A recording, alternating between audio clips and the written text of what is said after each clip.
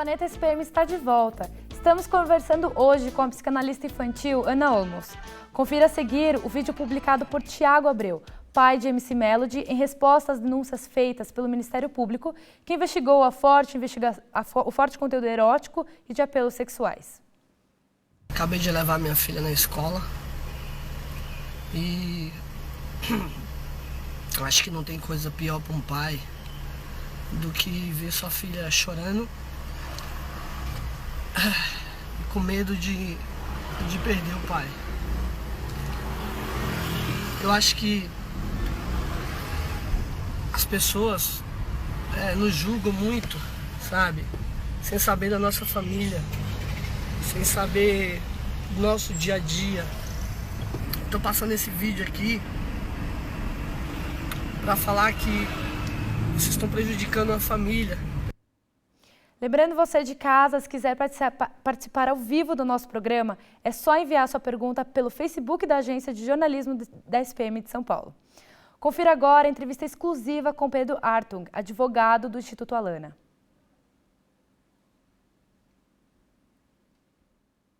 O problema não é o funk, como não é o axé, como não é o sertanejo, como não é qualquer outra manifestação cultural, como, por exemplo, a música clássica.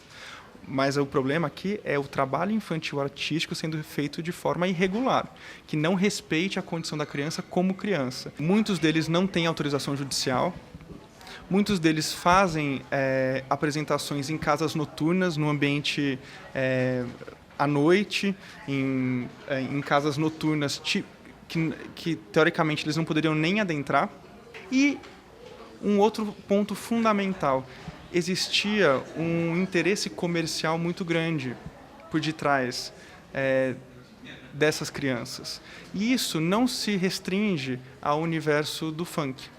Mas o que a gente acredita é que todos têm uma responsabilidade. Não é só o pai dela, não é só o juiz ou o promotor, a própria sociedade. Porque tem muita gente que compra e vai no show, tem um produtor que agencia os shows nas casas de show, tem a própria casa de show. Então, todos nós temos que ser protetores da infância, entender a necessidade de promover e defender os direitos da criança. Doutora, a senhora acha que essas medidas feitas pelo Ministério Público para punir essas crianças, para pararem de fazer shows, para parar esse conteúdo erótico no Facebook, no YouTube, são medidas que vão funcionar? Elas são parte de algo que precisa ser feito.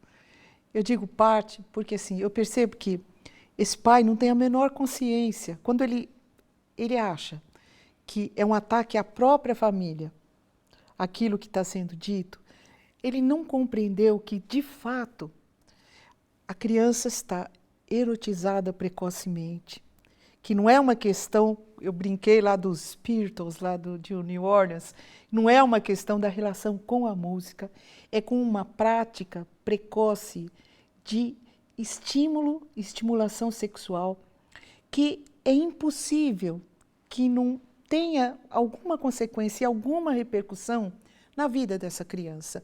Então, eu acho que pai e mãe têm que acertar o tempo inteiro. Eu sou super amiga de pais e mães, não culpabilizo, sempre tento que eles ganhem percepção. Ele precisa de percepção. Ele está vendo como contra ele, porque ele vai ter uma perda financeira grande, né? Talvez já dependa disso, e está atemorizado com o que será que o Ministério Público vai fazer.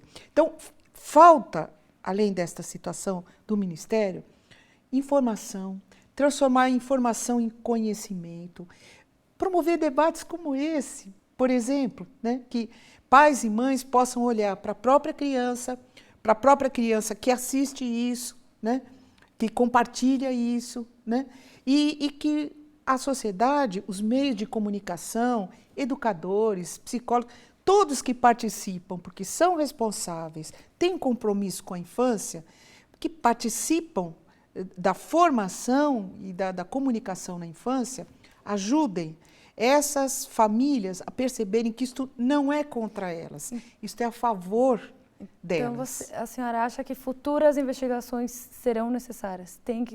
O Ministério Público tem que ir atrás disso e tem que... Veja, o Ministério Público, ele deu um alô que talvez devia ter sido muito mais precoce, esse alô, para essa situação não estar tão instalada, mas evidentemente isso não é suficiente para uma família se dar conta de que tipo de risco, que tipo de vulnerabilidade tem o seu filho, a sua criança, no meio, neste meio. Porque são várias crianças, né? Num meio que, sabe alimento, quando você prepara uma comidinha para o seu filho, você não vai dar uma feijoada para um nenezinho.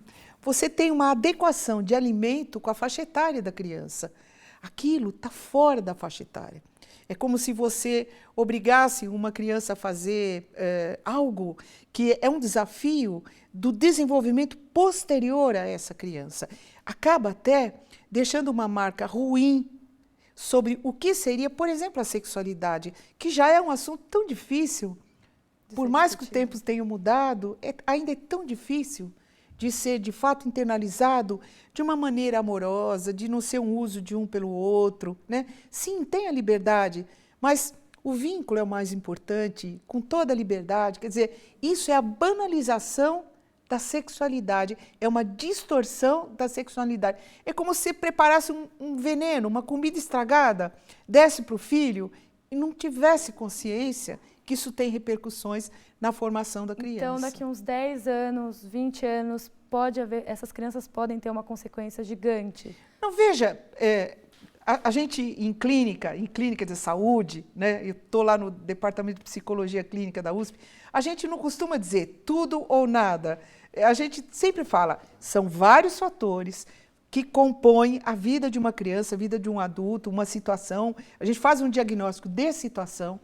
Esses fatores interferem um no outro, outro no outro. Então, não quer dizer que a criança adoeceu, ou que a criança vai adoecer, ou eu estou dizendo que daqui a 10 anos ela vai precisar de... Não, trata-se de ver as melhores condições, o melhor alimento pedagógico para esta criança e esta família serem protegidos enquanto infância. Por isso o papel do Ministério Público, né? Um pai que bata numa criança e que a gente peça para os vizinhos ligarem para o número de telefone, é mais ou menos isso. Está tendo um alô, olha, isso não se faz com a criança, entende? A gente recebeu uma pergunta do Estevão Sanches. Ele quer saber, doutora, como conscientizar o perigo da erotização infantil? Bom, primeiro a gente reconhecer que a gente vive numa ambiência de erotização precocíssima, né? Então, na faixa de quem tem 60 e muitos anos, por exemplo, a nossa infância, a nossa sexualidade foi de uma maneira. Aí veio mais gerações, e hoje o perigo está, por exemplo, nessa banalização, que não é a liberdade. A liberdade é liberdade de escolha. Liberdade significa arcar e se responsabilizar pelas coisas. Hoje há uma banalização de procedimentos sexuais, tanto é que as doenças que vieram dessa banalização estão aí matando. Quer dizer, AIDS, são doenças sexualmente transmissíveis, gravidez precoce. Quando a Xuxa teve a filha dela, e foram gastos 21 minutos do Jornal Nacional, de alguma maneira, celebrando o nascimento de uma criança, de uma mãe solteira, né? Glamourizando isso nos serviços de atendimento, não só da psicologia, mas da obstetrícia, dado um certo tempo, fez assim. O grande exemplo teve repercussão, né? O número de grávidas adolescentes precocemente tendo de adultizar-se, porque aí já não é erótico, é cuidar de um nenê, quando elas estão de boneca ainda. Então, é nesse sentido que é uma ambiência de erotização precoce e ela não está desconectada da maneira como se a mercadoria circula, como se circulam as roupas, toda a maquiagem de criança, tudo que está vendido e é vendido, licenciado para atender a um mercado infantil que agora, inclusive, recebe a própria publicidade, né, dirigida a ele. A publicidade dirigida à criança, ela tem critérios, porque o legal é dirigir aos pais. Ela é música infantil, apresentador infantil, crianças participando. Então, tudo isso não é à toa, né? Tudo isso é muito bem feito para vender, consumir, consumir, consumir. Se consome essa erotização precoce e os produtos a ela vinculados. No próximo bloco, como a sociedade vê os funkeiros mirins?